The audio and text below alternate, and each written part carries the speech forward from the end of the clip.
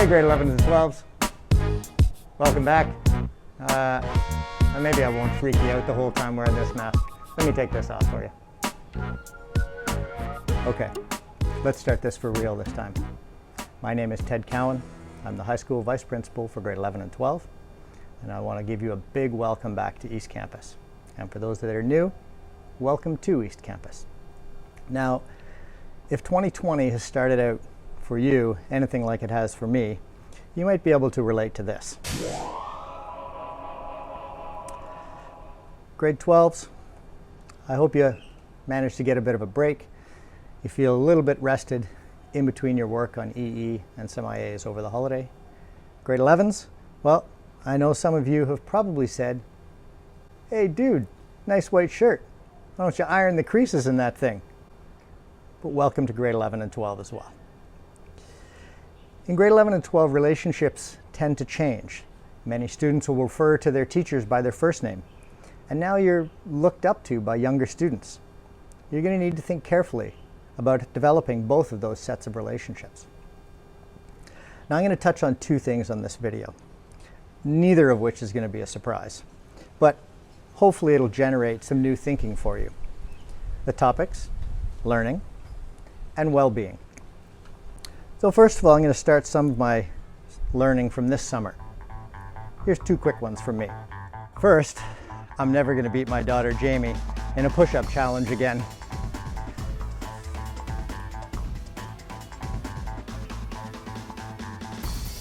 I don't have a hope.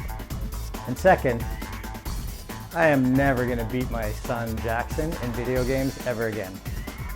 But I actually probably realized that about 6 months ago. All right, besides those two, I do love reading. But I haven't always made the most of immersing myself in literature.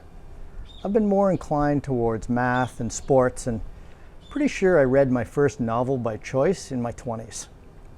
That's not the learning part. Actually, I'm not really proud of that.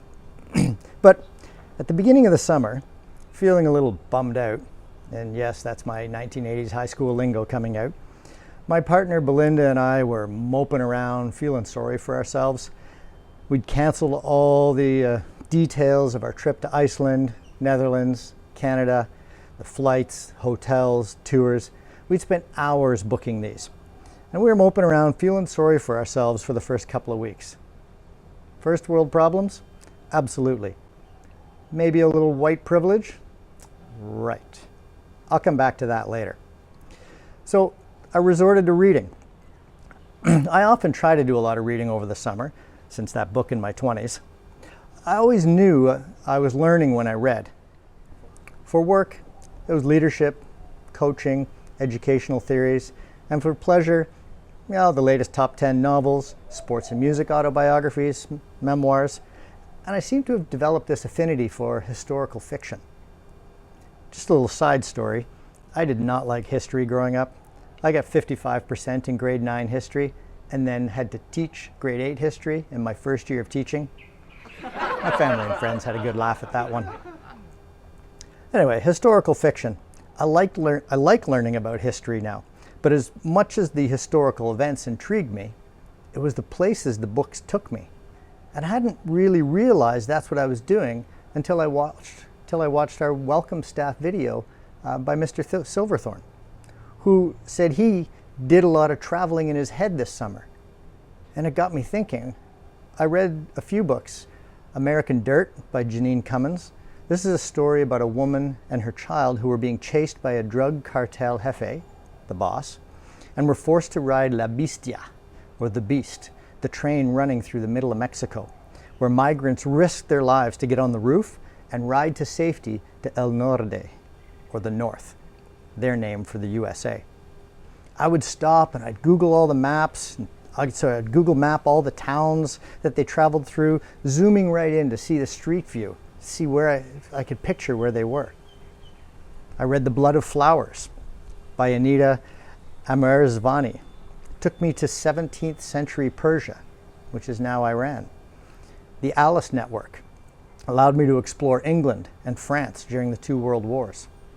Child 44 by Tom Robb Smith ventured through 1950s Soviet Russia. all these places that I'd never been to other than Mexico for 7 weeks in 1990 and the odd visit to London. It was pretty cool. Usually I'd read travel blogs or travel books to learn about places, but now I could see I was reading historical fiction, the latest novels, and even sports bios, and Google mapping my way around the world. This summer specifically, it helped me get through the disappointment of not traveling. At the beginning of the summer on social media, I posted a picture of books I intended to read. You'll see a couple of the ones I mentioned. I added the others as time progressed and people recommended them to me. But the two on the list that I imagine most of you would believe are more important to read relate to Black Lives Matter and Diversity, Equity, and Inclusion. White Fragility by Robin DiAngelo and How to Be an Anti-Racist by Ibram X. Kendi. Not surprisingly, these provided me with much more profound reading. All principals and vice principals were asked to read these, and then we met as a leadership team. Ms. Robinson, your middle school principal, led us through 2 days of professional learning called Courageous First Steps. My journey starts with this story. I have an adopted black brother. Let's call him Chris, since that's his name. He still lives in this very small, white, rural Canadian town that we grew up in. He's more of a light-skinned black guy, but he stands out in that town. Now, when I posted my photo of the list of books, Chris was the first one to comment on a social media post. And he said to me, "You afraid you're a racist?" I thought, damn, Chris, I'm glad you sent that message privately to me. We engaged in a bit of back and forth about the books until at one point the conversation went like this. Chris, I'm racist. Who's not? Me. That's basically what this book is saying. Chris, good. I just gave you the book report. Sarcastically, I thought, insightful. Thanks, Chris. But actually, he's right. That began my summer learning about race, class, gender, power, and inequalities. I want to show you this video, which you may have seen floating around social media, but it also gave me a little bit of inspiration and a little bit of thinking. So that video, along with the few books that I read, I learned a few things. And again, I want to thank Graham for his reflective idea. So I'm going to list a few things that I learned over this summer. First, what Marlon James said, the opposite of racism isn't to be a non-racist, it's to be an anti-racist. Second, I'm hugely advantaged because I'm a 50-plus-year-old white, straight, Canadian male, and I'm trying to be less defensive about it, trying to reduce my white fragility. Third, you can still be a really nice guy or girl and be racist. Fourth, this whole discussion is bigger than just black people and white people, and there is much that we can transfer to our context here at UWCSEA about gender, sexuality, class, and power. I believe we should be talking not only about white fragility, but male fragility, straight fragility, and upper class fragility. And this is not about understanding, this is number 5, this is not about understanding black people better, or indigenous people better, or gay people better, or poor people better, or women better. It's about understanding who you are, the power you have, and your potential ignorance of both of those things. I, and we all, have so much to learn. I know you all love the reference to growth mindset throughout your school years here, so here's the starting place. Please take a couple of minutes and just have a quiet read of these thoughts.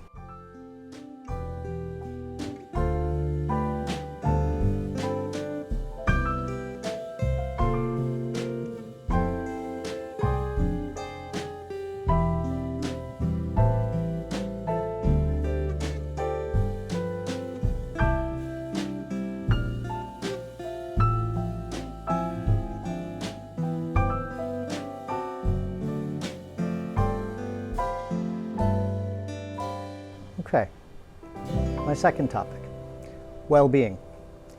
Grade 12s, I know you have heard that the term ahead can be the most challenging one.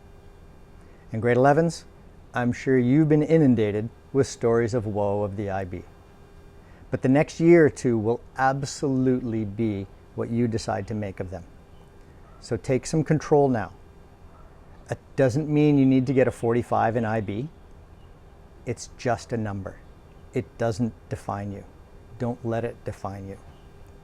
It may be a goal, it may be an aspiration for some, but I hope your academic goals are alongside your make myself a better person goals, where you make a positive difference in someone's life.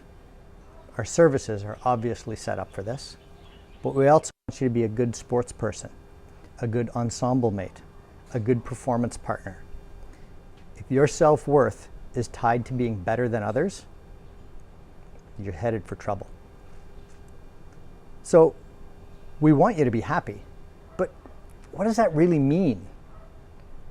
In the 2018 World Happiness Report, Finland came out on top. The following excerpts come from this article by Kate Lever in BBC Travel.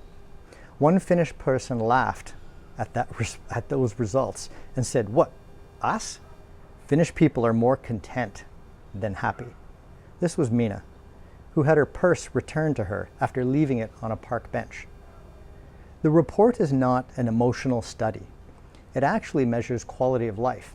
And John Helliwell, a co-editor of the World Happiness Report, says things like being capable of looking after one another, having someone to count on in times of trouble, the freedom to make your own life decisions, and personal support. It's about trust and it's about generosity. I want you to think about those two things, trust and generosity. We want you to leave UWCSEA East Campus feeling proud. If you want to do that, you might need to be vulnerable. That's how you grow. You can be vulnerable in a community where there's trust and there's generosity. So bringing these two topics together, the learning and Black Lives Matter, along with well-being and trust and generosity, I'm reminded of this clip from The Good Place. So I'll give you a little context, a little background. The Good Place is a series, TV series, Netflix series, showing my age again, about life after death, where 4 people were experimentally placed in the good place instead of the bad place, where they should have been placed. They then proceed to become good people and want to expand the experiment. You'll hear reference to Brett. He is their latest and final project, where he's a bad person being placed in the good place. It then cuts to a scene with Michael, who's the architect of the whole experiment, and bad Janet, who's been trying to foil their make everyone good plans. Michael comes to a new revelation. Watch. Today was very bad. Everyone for sure lost a bunch of points. And I don't have a solution. Okay. Well, let's reset.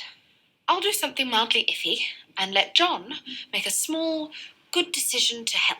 I could tell him I'm going to get the ombre highlights and let him talk me out of it. What's wrong with ombre highlights? Eleanor, please. This week has been hard enough. I could set my robes on fire and try and get Brent to put it out. I know you're only suggesting that because you've repeatedly said you would look dope in flaming monk robes, but that's actually not a bad idea. Force him to help someone without actually thinking about it. Then maybe I'll ask Chitty to lead a class on empathy. Yes! Okay, let's write these down. We've got plenty of time left. We can get back on track. That was an hour ago, right before I came here to see you for the last time. For months, you and I have been debating, are people good or bad? But as I watched those 3 people pick themselves up, dust themselves off, I realized we've been asking the wrong question. What matters isn't if people are good or bad. What matters is if they're trying to be better today than they were yesterday. You asked me where my hope comes from. That's your answer. So to finish off, I ask of you, as you navigate the challenges of this tumultuous year, continue learning, be brave, build trust, be generous, and be better today than you were yesterday. Have an absolutely amazing year ahead. Thank you very much. Oh, and go Lakers.